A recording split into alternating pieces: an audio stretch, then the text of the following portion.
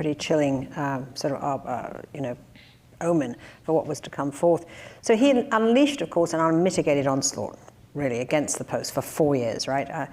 And during that time, as he tried to caricature you as a lying partisan, you coined the "we are not at war, we're at work" mantra, which actually was then posted up in the newsroom.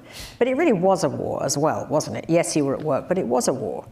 I mean, you were editor of the Post at a time when you had a president who once told, according to Glenn Kessler, 189 lies in one day. It's hard to keep up. Poor Glenn and his team, I mean, they were so busy.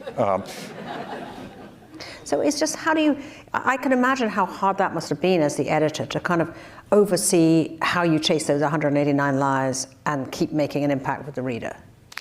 Yeah, I mean, I think so, and it was tough on the staff for sure.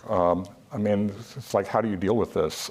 First of all, I mean, there was the question of how do we describe what he's saying? I mean, we were not accustomed to saying the president lied. That wasn't something that the Post had done traditionally, or most major news organizations hadn't done that.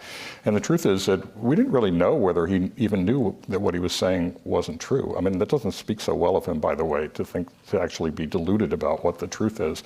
But also, you know, he could have been just somebody who, and I won't use the word, but he was just sort of BSing and just didn't care whether it was true or not, just making it up on the spot. But at some point, it was clear that he knew that what he was saying wasn't true, and we started to use the word lie, and it became more apparent over time that he clearly knew that what he was saying was false, and we used it more frequently. But you know.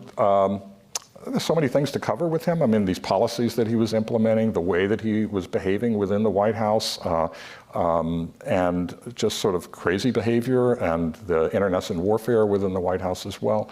And so we couldn't just focus on his lies, because that would be a full-time occupation. So, but you know, it was a big part of covering him.